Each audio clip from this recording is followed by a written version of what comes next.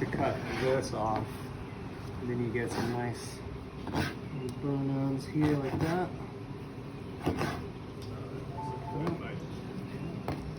Same thing here. This, I like to go about 1/8 of an inch.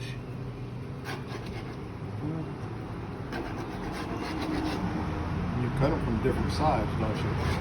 Yeah. So the point you want to cut, because the grain is different on Changes that on it, end. basically? Yeah.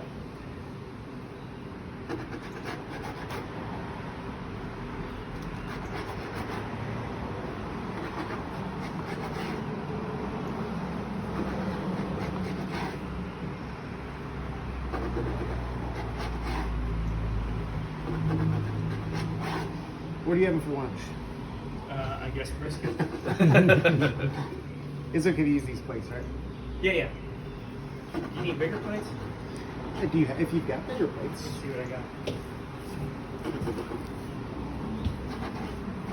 Is there a wait time for after you season before you put it on, or do you just season and get it right on there?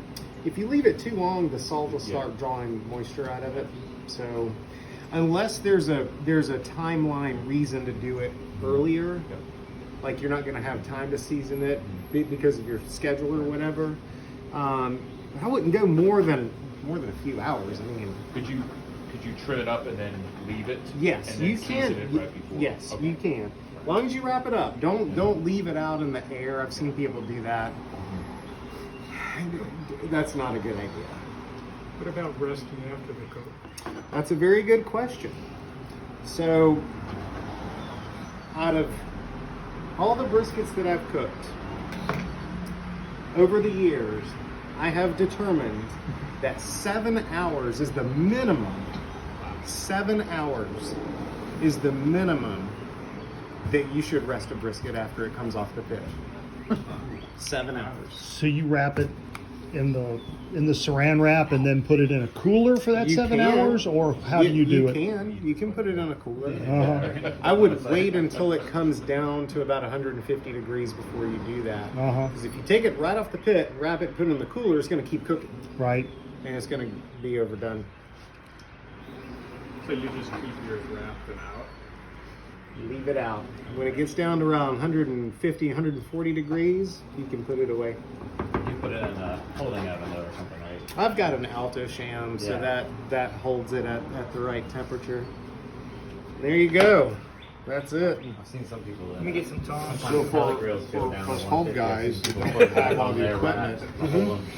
you recommend cooking it I don't have that basically option. My almost oven won't go overnight, below and you can 190. have it rest during the day and then serve it in the evening? Yep, you always back up your time from the time you're going to eat. Right.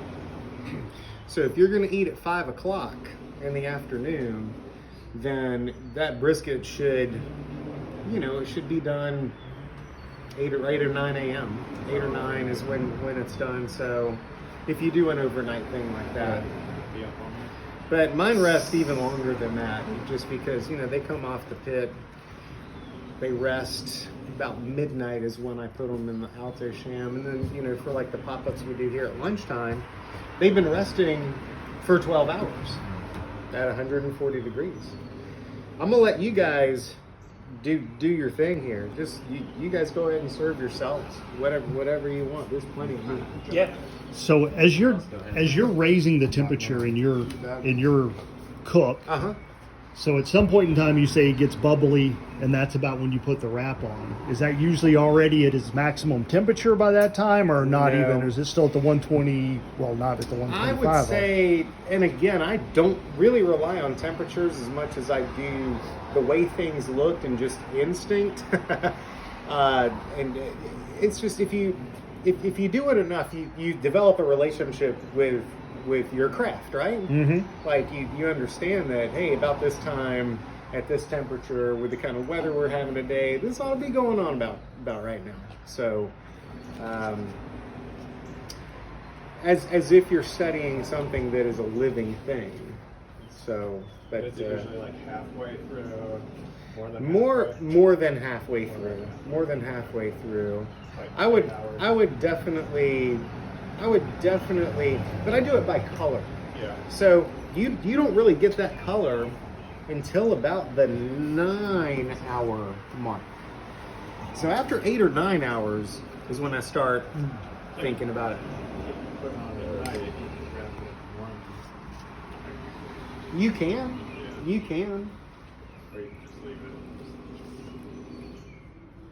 I mean, I know people that don't do anything. They just